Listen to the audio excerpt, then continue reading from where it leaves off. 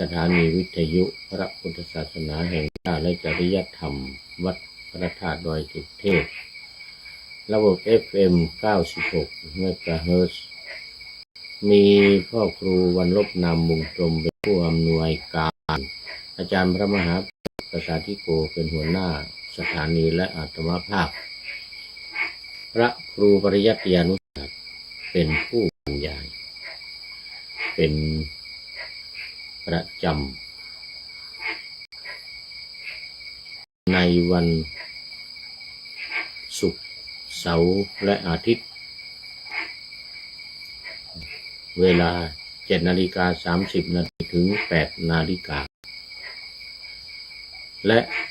วันศุกร์กับวันเสาร์มีภาคบ่ายเวลาบ่ายโมงถึงบ่าย2 โมงก็เป็นว่า3 วันนี้5 เวลา2สถานีวิทยุเพื่อการศึกษาพระพุทธศาสนาและวัฒนธรรมวัดฝายหินตำบลสุเทพอำเภอเมืองจังหวัดเชียงใหม่มีพระครูสมุวิสุวัตวรกิจโยเจ้าอาวาสวัดฝายหินเป็นผู้อำนวยการนำออกอากาศเวลา 17 ถึง 18 นาฬิกาวันพุธ 14 ถึง 15 นาฬิกาวันศุกร์และวันเสาร์และเวลา 15 ถึง 16 นาฬิกาวันอาทิตย์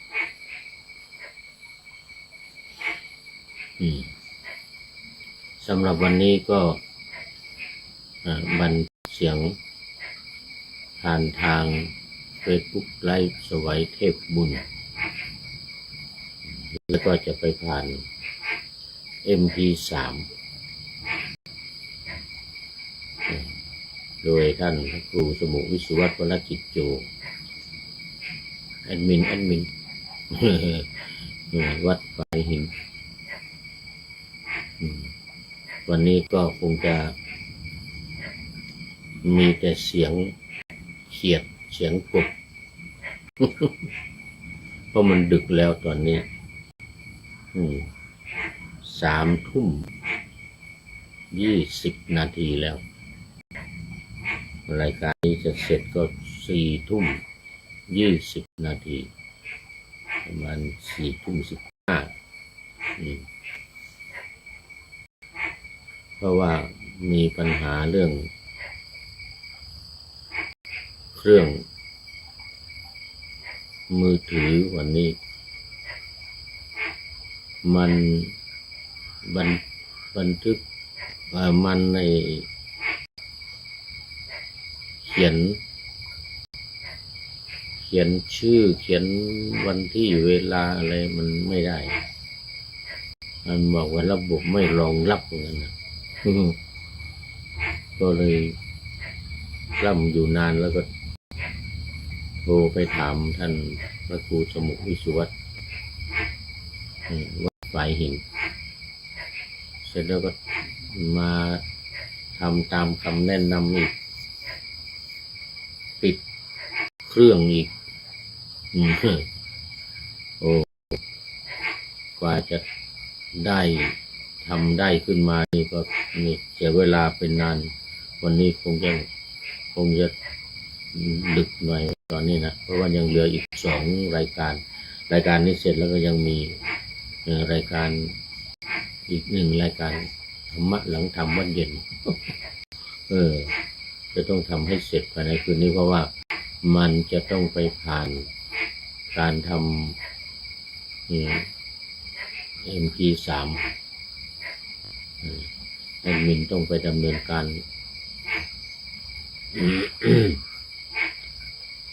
ตอนนี้ขอต้อนรับ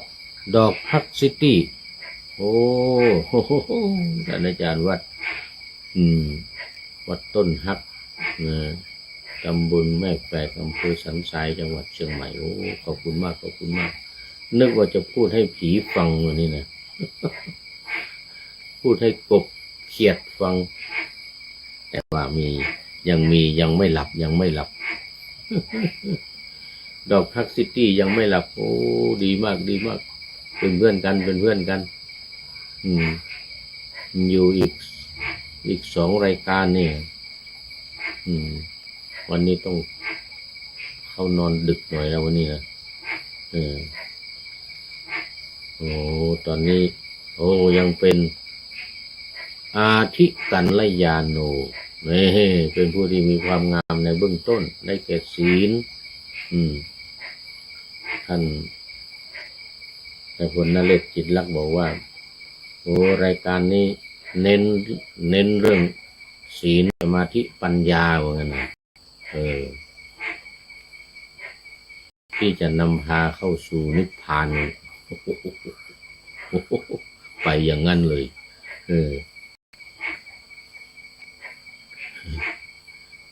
ก็มาเพียงแค่เปรียบเทียบกันนะเปรียบเทียบเข้ามาก่อนก็เป็นอาทิกัลยาณังไปเข้ามาท่ามกลางก็เป็นมัชเชกัลยาณังไปมาที่สุดก็สุดท้ายก็เป็นปริโยสานะกัลยาณังมีความงามในเบื้องต้นในท่ามกลางในที่สุดหรือบางที่แปลว่ามีความไพเราะก็มีความไพเราะในเบื้องต้นในท่ามกลางและในที่สุดนั่นหมายถึงมรรคของพระพุทธเจ้าคือศีลสมาธิและปัญญาศีลนี่เป็นเบื้องต้นระดับธรรมดาแต่ปัญญานี่มันระดับสูงสุดของพระพุทธศาสนาเลยทีเดียวคือการบรรลุนิพพานแล้วต่อไปก็ปรินิพพานจบไม่ต้องเกิดไม่ต้องแก่ไม่ต้องเจ็บไม่ต้องตายไม่ต้องเป็นทุกข์อีกในโลกนี้ต่อไปโอ้ตอนนี้ขอต้อนรับแม่เกียงคำรุ่งไพโรจน์โอ้นี่โอ้แม่เกียงคำก็ยังไม่หลับกราบสาธุเจ้าข้าหลวงพ่อโอ้บ้านป่าไม้แดงบุญเน้อเนี่ยอำเภอดอยสะเก็ดตำบลปากป้องอำเภอดอยสะเก็ดจังหวัดเชียงใหม่แม่เกียงคำตอนนี้มาที่วัดเจ็ดลินหรือเปล่าไม่รู้นะใกล้วันพระเนี่ยว่าจะมานอนวัดเจ็ดลินโอ้สาธุสาธุกราบสาธุเจ้าข้าหลวงพ่อเหมือนกันนะโอ้โมทนานึกว่าจะพูดให้กบเขียดฟังอยู่เนี่ยยังมีเข้ามาอยู่โอ้สาธุสาธุเอาละตอนนี้ก็เข้ามาสู่เนื้อหาสาระกันเลยเดี๋ยวมันจะไม่จบเดี๋ยวมันจะไม่ได้งานไม่ได้ธรรมะเพราะว่ารายการของเรานี่เน้นธรรมะเน้นธรรมะเป็นธรรมทานเน้นธรรมทานไม่เน้นวัตถุทานหรืออามิสทานเนื่องจากว่าผู้พูดไม่มีเงินก็เลยไม่มีสิ่งของสิมันซื้อไม่ได้ไม่มีเงินมีเงินนิดๆหน่อยทำบุญก็ทำเนี่ยด้วยธรรมทานเนี่ยและพระพุทธเจ้ายกย่องด้วยว่าเป็นยอดแห่งทานชนะการให้ทั้งปวงชนะทานทั้งปวงว่างั้นที่เป็นอามิสเป็นเงินทองเป็นข้าวของสิ่งของข้าวปลาอาหารผลไม้อะไรต่างๆนี้นะโอ้มันสู้ธรรมทานนี้ไม่ได้มันเป็นอันดับหนึ่งเพราะฉะนั้นตอนนี้เนี่ยผู้พูดทำมา10 ปีแล้วงานอย่างเดียวนี่แหละ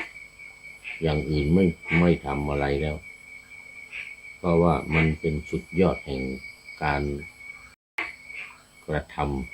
ำการให้ทานพุทธองค์ทรงอธิบายไว้ว่าให้ทำเป็นทานเนี่ยทำให้คนได้บรรลุธรรม ทำให้คนได้รู้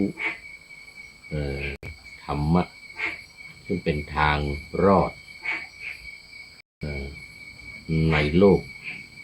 เป็นทางเดียวนี่แหละว่างั้นนะแล้วพระองค์ก็ตรัสเอกายโนยังมัคคูภิกขเวว่านะทางนี้เป็นทางสายเอกทางสายเดียวเอกายโนยังมัคคูทางนี้เนี่ยเป็นทางสายเอกทางสายเดียวคือธรรมะสติปัฏฐานสี่บ้างอริยสัจสี่บ้างปฏิจจสมุปบาทบ้างที่สำคัญนี่นะเป็นพูดหลวงพ่อพุทธทาสก็เน้นอยู่ตรงเนี้ยปฏิจจสมุปบาทการเกิดแก่เจ็บตายอยู่ในนี่ว่างั้นไม่ใช่เกิดจากท้องพ่อท้องแม่อะไรว่างั้นนะหลวงพ่อพุทธทาสว่า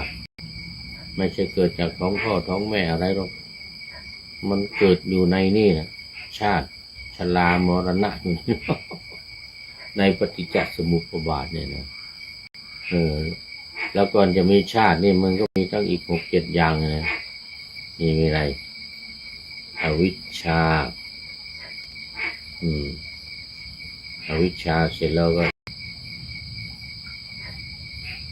สังขารวิญญาณนามรูปสลายตนะผัสเวทนาตัณหาโอ้โหแล้วก็คือมาอุปทานอันที่9นี่นะอีก8อย่างเบื้องต้นเนี่ยเริ่มจากอวิชชามาเนี่ยแล้วก็มาจนมาถึงเนี่ยภพชาติเนี่ยนะโอ้ตอนนี้ขอต้อนรับ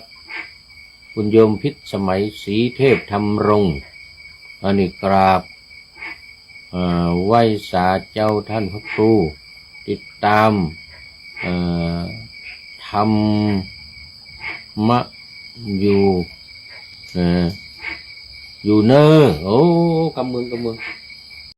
ติดตามฟังธรรมะอยู่เนอสาธุเจ้านี่โอ้ดีใจยังเป็นอาทิกัลยาณีโอ้โหโยมพิษสมัยมาเป็นส่วนใหญ่เป็นอาทิกัลยาณีแล้วก็อยู่ไปจนสุดท้ายเลยเนี่ยเป็นปฏิโยสานกัลยาณีงามในเบื้องต้นงามในท่ามกลางงามในที่สุดศีลสมาธิปัญญาเจริญรอยตามเลยศีลสมาธิปัญญานี่แหละเหมือนท่านพลนเรศกิจลักษณ์ว่าโอ้รายการนี้เน้นศีลสมาธิปัญญาเนอะว่างั้นนะหัวเราะกักมีเลข5มา5ตัวโอ้ก็มันเป็นสิ่งสำคัญจริงๆเป็นสิ่งสำคัญจริงๆในเนี่ยนาวาวังเนี่ยธรรมะนาวาวังเนี่ยก็เน้นนี่แหละเน้นจุดนี่แหละพระพุทธพระธรรมพระสงฆ์นี่รายการเรามีหลักการ4วิธีการ6อุดมการณ์3หลักการ4วิธีการ6ทบทวนอยู่บ่อยๆนะทบทวนบ่อยๆหลักการ3นี่อุดมการณ์3อย่างนี้นะก็ท่องจำทำความเข้าใจนำไปปฏิบัติ3อย่างท่องจำทำความเข้าใจนำไปปฏิบัติอย่างแท้จริงด้วยเน้นปฏิบัติตามท่องอย่างเดียวไม่ใช่ทำความเข้าใจอย่างเดียวเสร็จแล้วก็ทิ้งไปเลยไม่ใช่ต้องปฏิบัติตามวันนี้เน้นคือจุดเน้นอยู่ตรงนี้รายการนาวาวังของเรานี่นะธรรมะนาวาวังซึ่งเป็นโครงการของสำนักพระราชวังก็คือนาวาวังเน้นเรือแห่งธรรมออกให้แล่นออกจากสำนักพระราชวังเลยแล้วก็ตั้งชื่อว่าเป็น เรือหลวงแห่งธรรมธรรมนาวาวานี่ไม่ใช่เรือธรรมดาเรือหลวงแห่งธรรมนั่นนี่นะเป้าหมายสูงสุดคือการสิ้นทุกข์เข้าถึงบรมสุขคือพระนิพพานนิพพานังปรมังสุขขังพระนิพพานเป็นสุขอย่างบรมอย่างยิ่งสุขอย่างยิ่งคือสุขอย่างบรมนี่เน้นตรงนี้เน้นการพ้นทุกข์นี่หนังสือนี่ก็เรียกว่าหลักการชาวพุทธหลักการชาวพุทธเพื่อให้พ้นทุกข์ในคำนำของพระบาทสมเด็จพระเจ้าอยู่หัววชิระเกล้าเจ้าอยู่หัวนี่ก็เน้นหนักในเรื่องของนี่แหละศีลสมาธิปัญญาโดยเฉพาะเน้นปัญญาให้พระสงฆ์นิกรของพระองค์รวมทั้งคนทั่วโลกเนี่ยได้หลุดพ้นหลุดพ้นจากอะไรหลุดพ้นจากความทุกข์แล้วก็ถึงความสุขมันถึงเองพอพ้นจากทุกข์มันก็เป็นสุขแล้วเน้นในเรื่องของพระรัตนตรัยพระพุทธพระธรรมพระสงฆ์นี่แล้วก็ธาตุสี่ดินน้ำไฟลมขันธ์ห้ารูปเวทนาสัญญาสังขารวิญญาณขันธ์ห้าอายตนะ12ธาตุ18อินทรีย์22เน้นจุดนี้เน้นจุดวิปัสสนาเน้นจุดการรู้แจ้งเห็นจริงสมกับคำว่าวิปัสสนาไม่เน้นสมถะไม่เน้นการทำจิตให้สงบอย่างเดียวไม่เอาไม่เน้นถ้าจะทำก็ทำแต่ว่าทำน้อยๆอย่าไปทำมากถ้าทำตามหลักก็คือเอาแค่ขณิกะสมาธิสมาธิแค่ชั่วขณะหนึ่งน้อยๆไม่ต้องมากแต่มีพลังมากพลังของสมาธินี่นะน้อยโดยเฉพาะสมาธิแบบวิปัสสนาสมาธิแบบวิปัสสนาเนี่ยไม่ต้องหลับตาไม่ต้องภาวนาพุทโธพุทธาสัมมาอรหังพองหนอยุบหนออะไรอื่นเขียดอะไรก็ไม่ต้องเรื่องการบริกรรมเนี่ยแต่เน้นเรื่องการปฏิบัติตามมันต้องเน้นเรื่องการปฏิบัติตามนะไม่ใช่ว่าปฏิบัติธรรมดานะว่าไว้อย่างไรกิจจสมุปบาทว่าไว้อย่างไรขันธ์ห้าการเกิดการดับเป็นยังไงปฏิบัติตามรู้ให้แจ้งรู้ให้ลึกแล้วปฏิบัติตามนี่สำคัญอยู่ตรงนี้จุดอยู่ตรงนี้อย่างวันนี้อย่างวันนี้ก็จะมีข้อปลีกย่อยเข้ามาคือเรื่องการขอขมาและการแก้ไขการแก้ไขก็ขอขมาสงฆ์ขอขมาครูบาอาจารย์ขอขมาพ่อแม่ปู่ย่าตายายนี่นะแล้วก็ขอให้ท่านอดโทษให้ยกโทษให้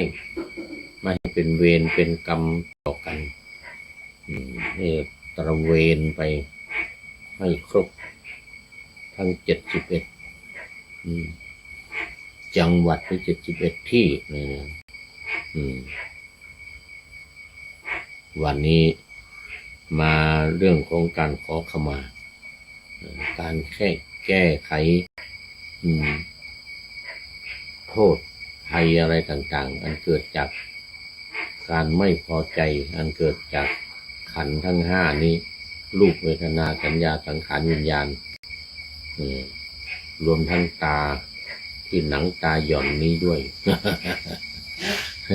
ลืมตาจะไม่ขึ้นนะเนี่ยลืมตาจะไม่ได้ขึ้นเลยมันดึกแล้วรายการต่อไปอาจจะไม่ได้ก็ได้เพราะว่านี่เวลาพูดไปเดี๋ยวมันหลับนั่นนี่เรื่องมัน ต้องใช้สมาธิต้องใช้สติคอยควบคุมกำกับในเรื่องของความง่วงความเหงาเนี่ยเราเรียกกันว่านิวรณ์ความชอบความชังความง่วงความฟุ้งความสงสัยต้องกำจัดสิ่งเหล่านี้ออกไปให้ได้เอาแล้ววันนี้มาเข้าเนื้อหาหลักอุดมการณ์3หลักการ4วิธีการ6นั่นก็เหมือนเดิมเหมือนเดิมคือยังไงเอาวิธีการ6นี่ก็คือ1ท่องจำท่องในพระรัตนตรัยพุทโธเมนาโถธัมโมเมนาโถสังโฆเมนาโถหรือนัตถิเมสรณังอัญญังพุทโธเมสรณังวรังพระพุทธเจ้าเป็นที่พึ่งอันประเสริฐของข้าพเจ้าเป็นที่พึ่งอันประเสริฐของข้าพเจ้าธัมโมเมสรณังวรังสังโฆเมสรณังวรังนี่ท่องไว้ให้จำอย่างแม่นยำแล้วก็มาทบทวนมาว่าเผื่อมีคนง่วงคนเหงาอย่างว่า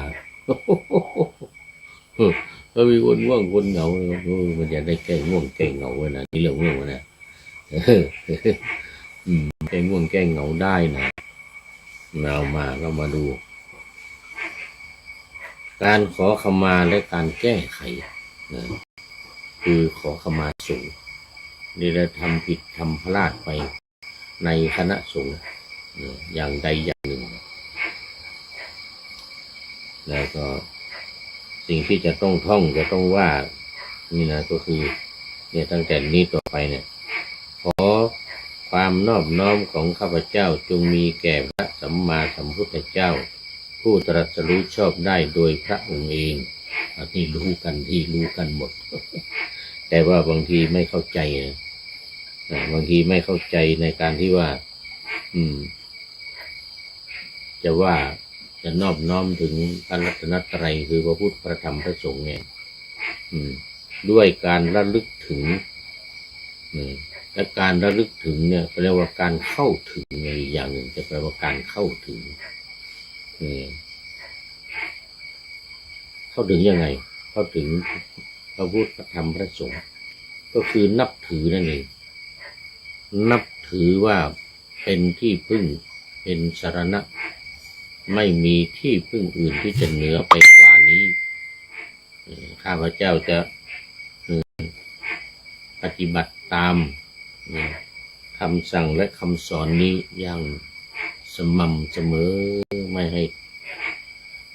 มากเกินไปไม่ให้น้อยเกินไปไม่ให้ถอยลงจนเยอะจนเกินไปอย่างกรณีเรื่องของการขอขมาเนี่ย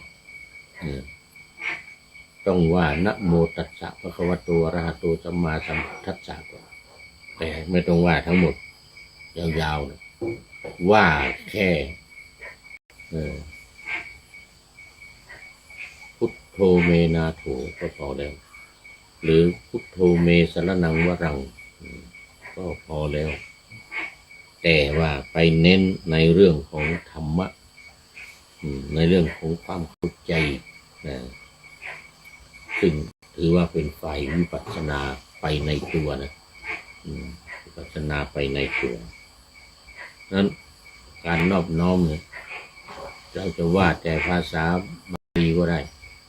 นะโมตัสสะภะคะวะโตอะระหะโตสัมมาสัมพุทธัสสะว่าเป็นภาษาบาลีอย่างนี้ซึ่งพวกเราทั้งหลายญาติโยมได้กันอยู่แล้ว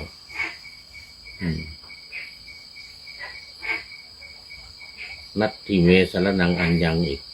ที่พึ่งอื่นของข้าพเจ้าไม่มีพุทโธเมสรณังวรังพระพุทธเจ้าเป็นที่พึ่งอันประเสริฐของข้าพเจ้าว่าไปอย่างนี้หรือจะว่าเฉพาะภาษาไทยนี้ก็ได้คำแปลมันข้าพเจ้าระลึกถึงพระพุทธเจ้ากับทั้งพระธรรมและพระสงฆ์ว่าเป็นที่พึ่งกำจัดภัยได้จริงก็ต้อง กล่าวคำขอขมาเนี่ยนะแล้วก็สองพระธรรมสามพระสงฆ์แม้วาระที่สองข้าพเจ้าระลึกถึงพระพุทธเจ้ากับทั้งพระธรรมในเพิ่มพระธรรมเข้ามาในข้อที่สองข้อที่สามว่าแม้วาระที่สามข้าพเจ้าระลึกถึงพระพุทธเจ้าอันกับทั้งพระธรรมและพระสงฆ์ว่าเป็นที่พึ่งกำจัดภัยได้จริงนี่ว่าเป็นที่พึ่งกำจัดภัยได้จริงเมื่อว่าครั้งที่หนึ่งครั้งที่สองและครั้งที่สามเรียบร้อยแล้วก็บอกว่าที่พึ่งอื่นของข้าพเจ้าไม่มีพระพุทธเจ้าพระธรรมและพระสงฆ์เป็นที่พึ่งอันประเสริฐของข้าพเจ้านัตติเมสรนังอันยังพุทโธเมสรนังวะรังสรนังก็คือที่พึ่งอันประเสริฐถ้าแต่พระสงฆ์ผู้เจริญข้าพเจ้าทั้งหลายละเมิดโทษอันเป็นการกระทำผิดต่อสงฆ์ไว้บัดนี้ได้ทราบถึงโทษนั้นแล้วขอสงฆ์จงเปลื้องโทษของข้าพเจ้าทั้งหมดด้วยนี่อันนี้ว่าเป็นแบบธรรมดาถ้าว่าเป็นทำนองนี่มันจะยาวนะตอนนี้หนังตามันไม่ค่อยขึ้น โทษอันใดที่ข้าพเจ้าทั้งหลายได้กระทำผิดต่อพระสงฆ์ไว้เพราะความประมาทพลาดเผลอด้วยกายก็ดีด้วยวาจาก็ดีด้วยใจก็ดีขอสงฆ์จงอดโทษจงอภัยให้แก่ข้าพเจ้าทั้งหลายด้วยเถิดข้าพเจ้าทั้งหลายจะศึกษาและปฏิบัติตาม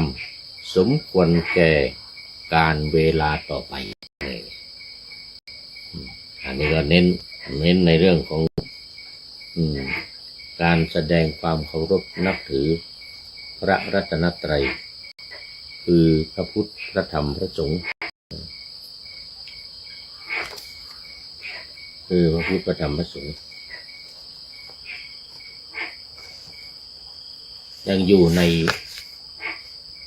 หลักการเดิมคือหัวข้อว่าพระพุทธพระธรรมพระสงฆ์พระกรรมฐานและครูบาอาจารย์ตรงนี้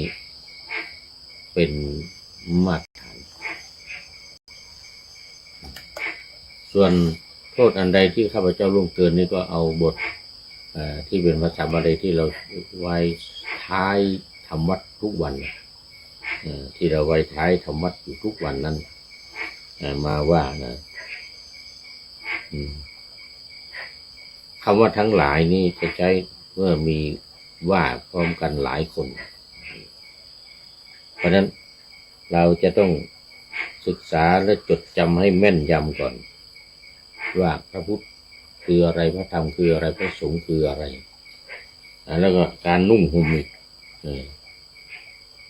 ผ้ากาสาวพัสนุ่งห่มให้มันเป็นสิริมงคลในช่วงเข้ารับสิ่งของหรือเข้ารับอะไรที่ว่าเมื่อกี้เนี่ยที่ตามหากันอยู่เนี่ย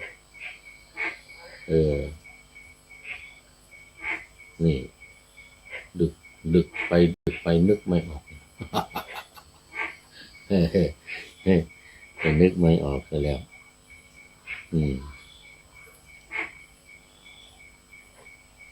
จบนะได้กระทำผิดต่อสงฆ์ไว้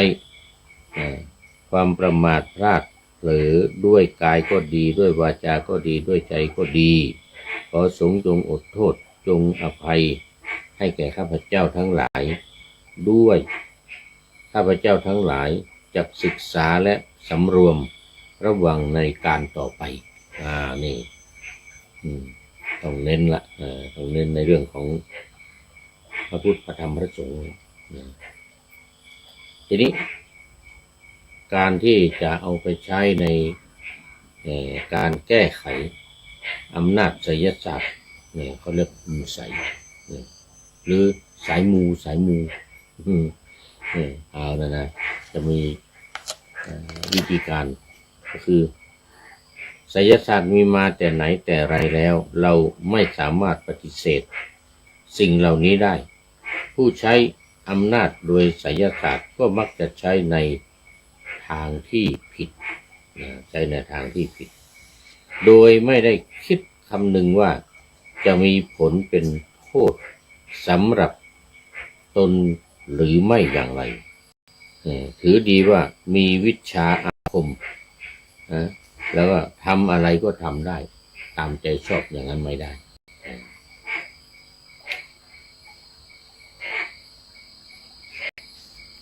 เย่อหยิ่ง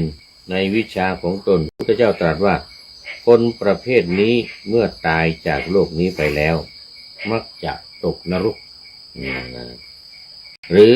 ถ้าไม่ตกนรกก็จะเป็นผีปีศาจเปรตปอบที่ติดตามคนหรือติดวนอยู่เรื่อยๆอย่างเงี้ยให้อยู่ในอำนาจของเวทมนต์ของตนเองหาความสบายไม่ได้แต่ละชั้นที่ต้องคอยดูแลรักษาคนส่วนมากจะโดนอำนาจไสยศาสตร์หรือคุณไสยก่อกวนโดยไม่รู้สึกตัวหรือรู้สึกตัวก็ไม่รู้ว่า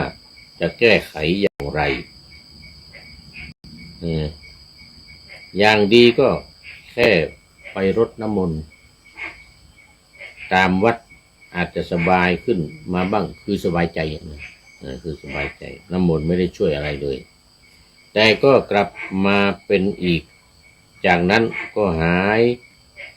ของดีมาป้องกันไม่ใช่หาของดีมาป้องกันอีกโน่นเครื่องรางของขลังอีงั่งอีแง่งอะไรทั้งหลายหรือขุนแผนเอามาเพื่อให้เกิดความเสน่ห์อย่างนี้นะแต่ก็ไร้ผลซึ่งหลักการในทางพระพุทธศาสนาได้สอนให้พึ่งพระรัตนตรัย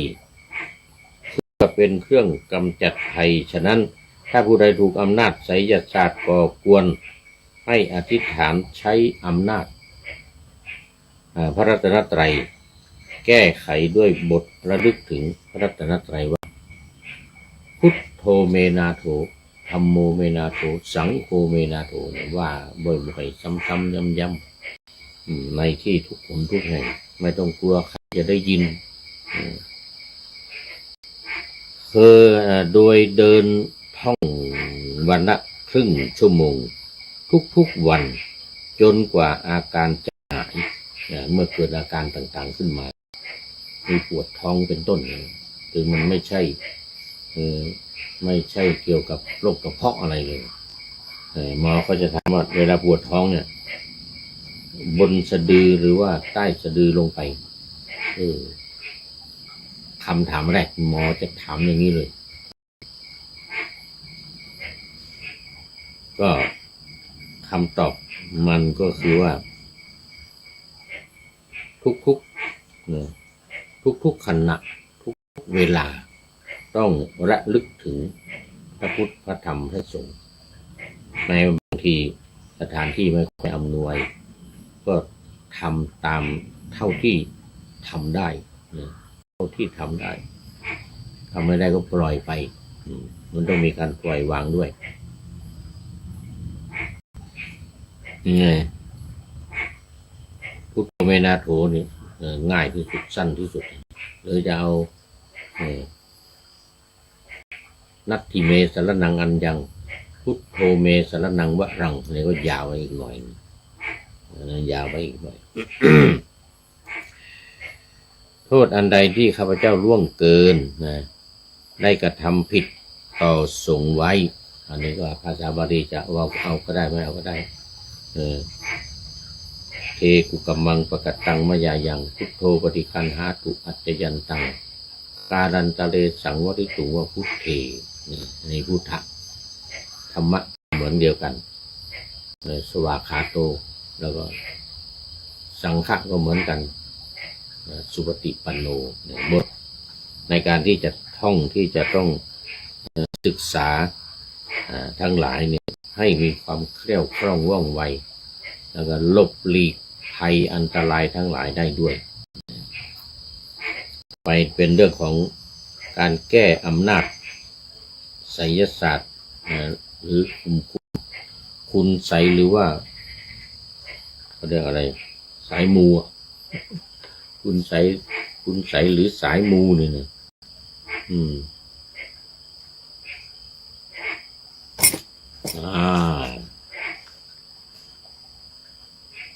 ในขณะที่เดินนะระลึกถึงพระรัตนตรัยแก้คุณไสยอยู่หากเกิดอาการหนาวสะอึกสะอื้นคลื่นไส้อาเจียนหรือรู้สึกว่ามีก้อนบางอย่างยิ่งวิ่งไปตามตัวก็ขอให้รู้ว่าของที่อยู่ในตัวของเราเนี่ยที่จะออกมานั้นให้อาเจียนออกมาหากมีอาการมึน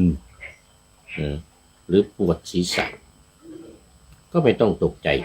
ก็ให้ระลึกถึงพระรัตนตรัยไว้เรื่อยๆบ่อยๆซ้ำๆจนกว่าอาการจะดีขึ้นเมื่ออาการดีขึ้นแล้วขอให้รู้ว่าของที่ถูกส่งมาก่อกวนได้ออกจากตัวของเราไปแล้วนี่ในเรื่องของไสยศาสตร์ทั้งหลายในการที่จะแก้โดยการแก้คุณไสยทั้งหลายโดยไม่ต้องไปใช้เบี้ยใช้ของสิ่งของใช้ปากเรานี่ใช้หูใช้จมูกใช้ตานี่ที่มีอยู่ในขณะนี้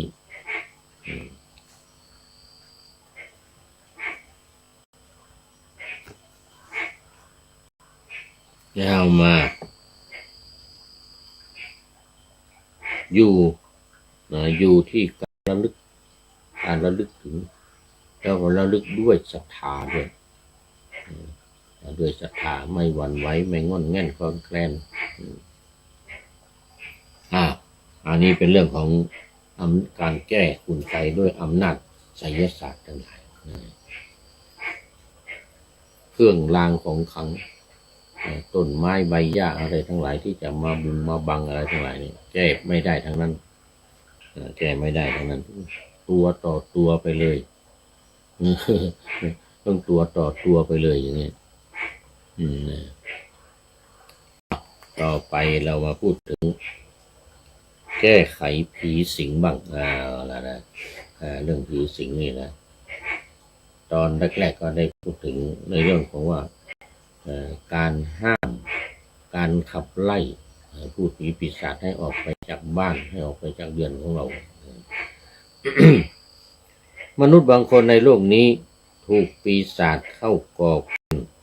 ภายในร่างกายเรียกว่าผีสิงทำให้เจ็บไข้โดยไม่ทราบสาเหตุหรือถึงกับฟั่นเฟือนเสียสติเป็นโรคจิตโรคประสาทเป็นต้นต้องกินยาควบคุมไว้อาการเหล่านี้เกิดจากการก่อกวนของมนุษย์เป็นคู่เขาเรียกคู่เวรคู่กรรมกันเข้าสิงและทำการแก้ไขข้อมูลต้องที่ถูกต้องให้ถูกต้องจึงรักษาไม่หายใครที่เจอเหตุการณ์อย่างนี้ควรแก้ไขด้วยอาการอุทิศบุญและการระลึกถึงบุญที่เคยทำมาแล้วตั้งแต่ในอดีตจนถึงปัจจุบันเขาเรียกว่าอุทิศบุญเขาเรียกอุทิศบุญบอกว่าข้าพเจ้าขออธิษฐานถึงบุญที่ข้าพเจ้าจำได้กระทำมาทั้งหมดให้ถึงแก่มนุษย์ผีปีศาจที่ก่อกวนและก็เบียดเบียนข้าพเจ้าอยู่ในขณะนี้นี่ อันนี้เน้นจุดนี้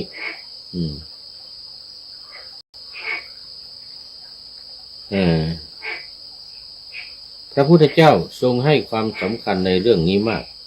เห็นได้จากเมื่อคราวครั้งพุทธกาลหมู่สงฆ์ที่กำลังฟังการสวดปาติโมกข์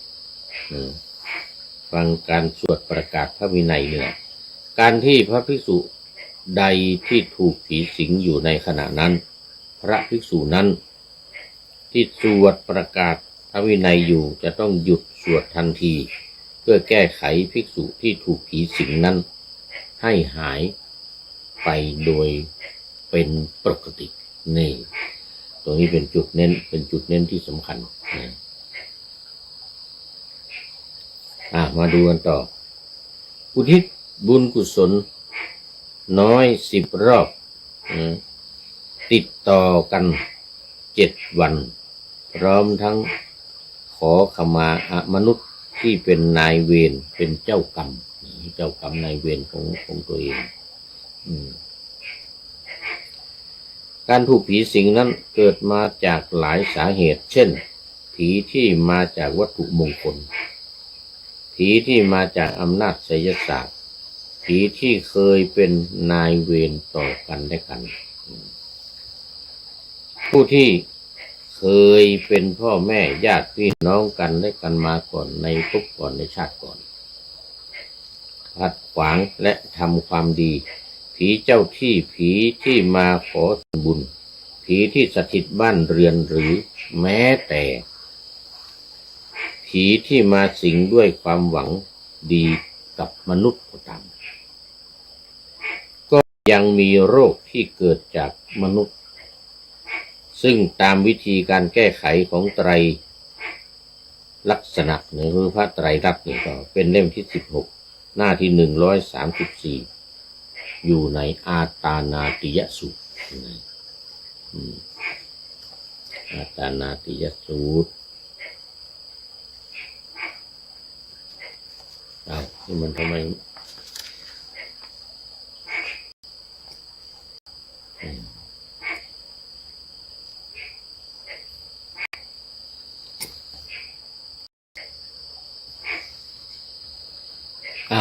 ตอนนี้พอมีเวลาเหลืออีกเล็กน้อยคุณโยมพิษสมัยศรีเทพดำรงยังอยู่การแก้ไขสัญญาณชั่วร้ายแก้ไขคำสาปคำแช่งทั้งหลายหรือคำสาบทสบานทั้งหลายหรือแม้แต่คำบนบานสารกล่าวก็พยายามแก้ไขคำสาปแช่งก่อนอันดับแรกคำสาปแช่งคือคำพูดที่กล่าวร้ายต่อกันด้วยจิตอาฆาตพยาบาทและบุคคลที่ไม่พอใจกันคำสาปแช่งมักจะมีอานุภาพทางร้ายสำหรับคนผู้ถูกแข่งขันซึ่งบางครั้งเหตุร้ายที่เกิดขึ้นกับผู้ถูกแช่งแข่งขันนี่นะแข่งขันกันก็ไม่หายไม่มีทางหายอาจจะเป็นเพราะคำสาปแช่งนี้ก็เป็นได้หากเป็นเช่นนี้ควรแก้ไขดังนี้1ให้ว่าเหมือนเดียวกัน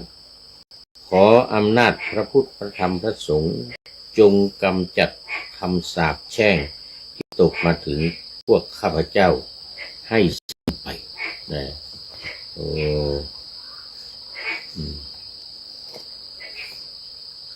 กล่าว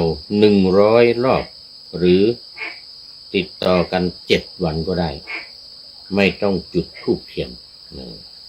ตรงนี้เน้นในเรื่องของวัตถุแต่ว่าให้สิ่งที่สะอาดบริสุทธิ์ซึ่งพระโดมทรงเคยเปรียบเหมือนกับนาที่นาดีน้ำดีหวานข้าวก็ย่อมจะดีในกรณีที่เราเคยสาบานสาปแช่งผู้อื่นไว้แล้วสำนึกผิดให้แก้ไขดังนี้ขออำนาจพระพุทธธรรมพระสงฆ์ จงกำจัดคำสาปแช่งที่ข้าพเจ้าเคยสาปแช่งต่อบุคคลอื่นไว้ให้สิ้นไปคล้ายๆสำนึกคล้ายๆสำนึกกล่าว100 ครั้งหรือ100 รอบไม่ต้องจุดเทียนอะไรไม่ต้องเทียนอะไรดอกไม้ที่มีมาก็เอาไปวางถ้าไม่มีก็ไม่ต้องขวนขวายหา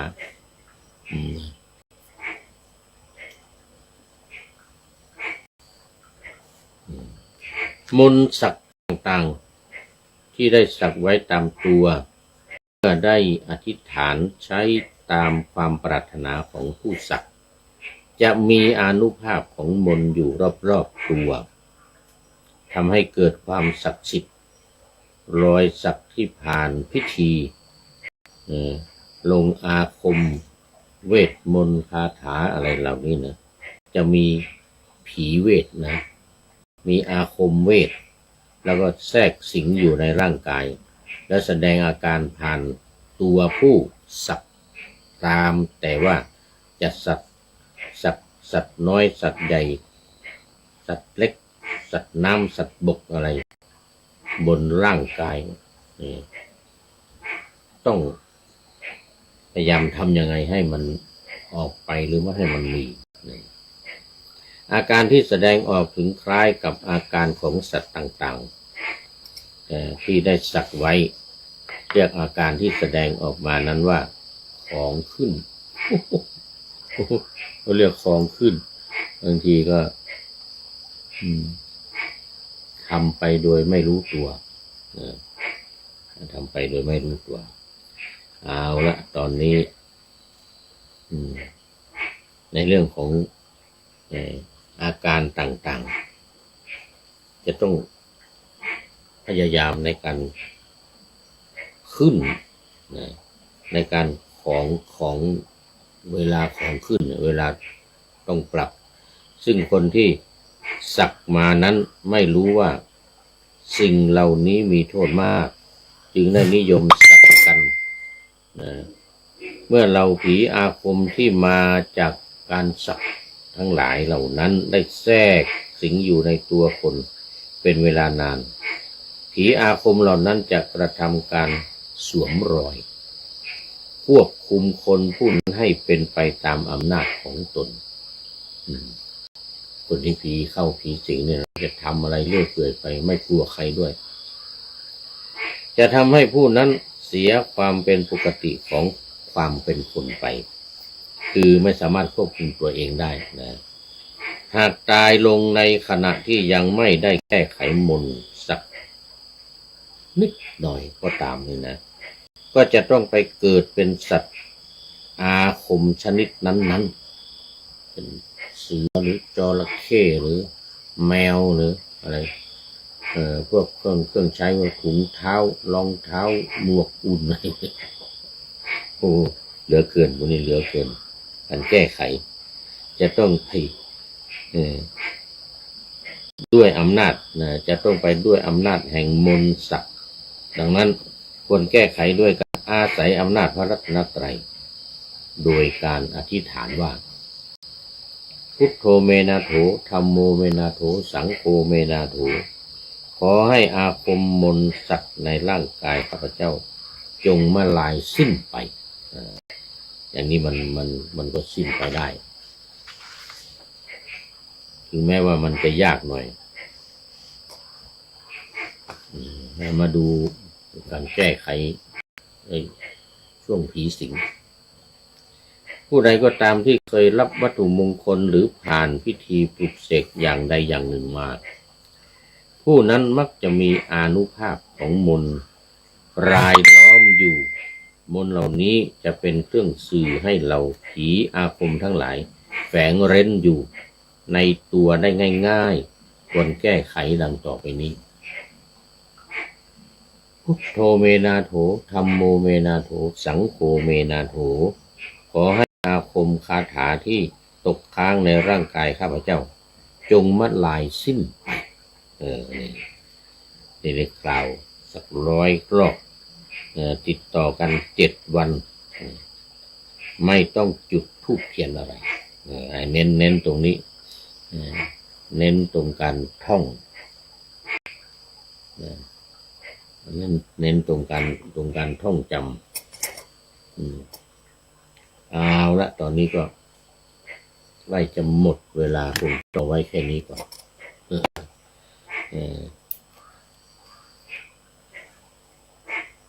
เอาละพูดไปแล้วงงโอ้ขอต้อนรับท่านอาจารย์สุรศักดิ์พรหมศรีนี่จากจันทบุรีจากจันทบุรีวันนี้ยังไม่นอนเหมือนกันนี่โมทนานมัสการพระอาจารย์เหมือนกันนะสาธุนี่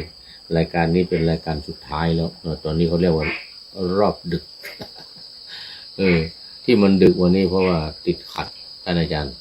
เรื่องของโมบายเนี่ยเครื่องมือถือเนี่ยที่ใช้ไลฟ์สดอยู่ขนาดเนี้ยขัดข้องวันนี้กว่าจะมาแก้ไขได้ต้องโทรไปติดต่อวัดฝ่ายหินท่านพระครูสมุวิสุวัตวรกิจโยผู้มีความเชี่ยวชาญชำนาญในเรื่องเหล่านี้จึงได้มาทำรอบดึกวันนี้พูดไปพูดฟังงงเหมือนกันอาจารย์สุรศักดิ์พรหมศรีตอนเย็นวันนี้โทรศัพท์คุยกันบุญเอาละช่วงนี้ก็เป็นช่วงท้ายของรายการท่านอาจารย์สุรศักดิ์พรหมศรีก็เป็นปริโยสานะกัลยาณังเทียบกับปริโยสานะเป็นผู้ชายก็เรียกปริโยสานะกัลยาโนเป็นผู้มีความงามในที่สุดเป็นผู้ที่มีความงามในที่สุดในวันนี้ในเบื้องปลายของเรามี3อย่างอย่างว่านะศีลสมาธิปัญญาหรือความงามในเบื้องต้นคือศีลความงามในท่ามกลางคือสมาธิและความงามในที่สุดคือปัญญาไอ้ตัวปัญญานี่ตัวเอหรือตัวเอกโมทนากับท่านอาจารย์สุรศักดิ์พรหมศรีจากจันทบุรีไว้นะที่นี้เป็นอย่างยิ่งนะเรามาดูข้อคิดท้ายรายการกันหน่อยวันนี้ยากผู้ใดหนอแลนี่พุทธทาสปราชญ์ของโลกที่มาพุทธทาสปราชญ์ของโลกแล้วก็พญาเทพประพันธ์พญาเทพกับพญางูเขียวในตัวคนเดียวกันเป็นนามปากกาเอาละมานี้พระเดชพระคุณหลวงพ่อพุทธทาสได้ให้ข้อคิดไว้ดังนี้ปลาไม่เคยหลับตาแต่ปลาก็ยังติดเบ็ดว่างั้นนะมันเพียงแต่ยึกนะตาปลานี่นะมันไม่หลับนะยกเว้นมันตายถ้ามันไม่ตายมันอยู่ในน้ำเนี่ยมันจะดึงตาอยู่ตลอดเลยปลาไม่เคยหลับตาแต่ปลาก็ยังติดเบ็ดนี่น่าคิดเหมือนกันนะดังนั้นตาดูเสร็จอย่างเดียวจึงไม่เพียงพอมาตรงนี้เอง ไม่เพียงพอนะจะดูอย่างเดียวไม่เพียงพอต้องใช้อะไรมันต้องมีปัญญาด้วยจึงพาให้พ้นหนอจากทุกข์ได้สุขพอและเป็นบ่อรมสุขจริงเป็นบรมสุขจริงดังนั้นการใช้ตานี่ยังเป็นสิ่งที่ไม่เพียงพอต้องมีคู่กันกับปัญญาต้องมีปัญญามาบางทีถ้ามีแต่ตาอย่างเดียวดูบางทีงมงายต้องมีปัญญาเข้ามาด้วยเอาละตอนนี้ก็ ขอบคุณพระเดชพระคุณหลวงพ่อพุทธทาสปราชญ์แห่งโลกจริงฉายาอินทปัญโยนะหลวงพ่อพุทธทาสอินทปัญโย ไว้ณที่นี้เป็นอย่างยิ่งขอนำนาวาวังทองไปก่อนแล้วจะย้อนมาใหม่ในวันหน้าคือวันพุธศุกร์เสาร์อาทิตย์ตามตากลางเวลาที่วางอยู่ข้างในเป็นธรรมะจากพระราชวังเป็นนาวาโด่งดังสว่างไสวเป็นทองคำล้ำค่ากว่าสิ่งใดชุบชีวิตจิตใจให้ใสงามขอเชิญท่านทั้งหลายนำไปท่องตามคุณของพระรัตนสามพุทโธเมนาโถธัมโมตามสังโฆเมนาโถยามภาวนาว่าบ่อยๆซ้ำๆจำในจิตจนมันติดในใจไม่หายหน้านอนนั่งยืนเดินจำทุกเวลาตั้งแต่ตื่นขึ้นมาถึงหลับไปขอทุกท่านได้ผลจากปฏิบัติได้กำจัดความทุกข์พบสุขใสพลันปลอดโปร่งโล่งสบายทั้งกายใจอยู่ที่ใดใจสงบพบนิพพานขอเจริญพร